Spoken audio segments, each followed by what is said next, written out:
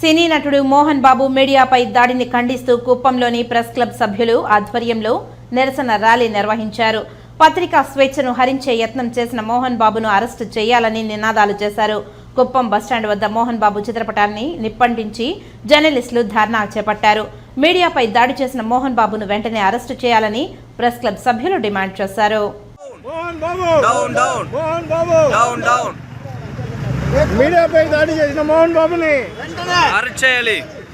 నిన్న జరిగిన విలేకరుల దాడిపైన మోహన్ బాబు ఎవరైతే విద్యాసంస్థల చైర్మన్ మోహన్ బాబు ఎంతో సీనియర్, నేను అది ఇదేని గొప్పలు చెప్పుకునే అతను నిన్న టీవీ9 విలేకరులపై దాడి చేసి నిజంగా చాలా సిగ్గుచేటని తెలియజేస్తున్నాను.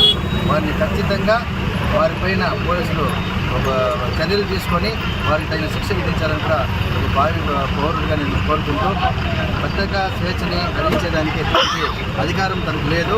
తను దాడి చేసిన వారి కుటుంబానికి కూడా మన ప్రభుత్వం తరఫున కూడా అండగా నిలవాలని, అదేవిధంగా మోహన్ బాబు వాళ్ళ ఒక దాడిని తీవ్రంగా ఖండిస్తూ వారిని చట్టరీత్యా పోలీసులు చర్యలు తీసుకోవడం కూడా కోరుతున్నాను.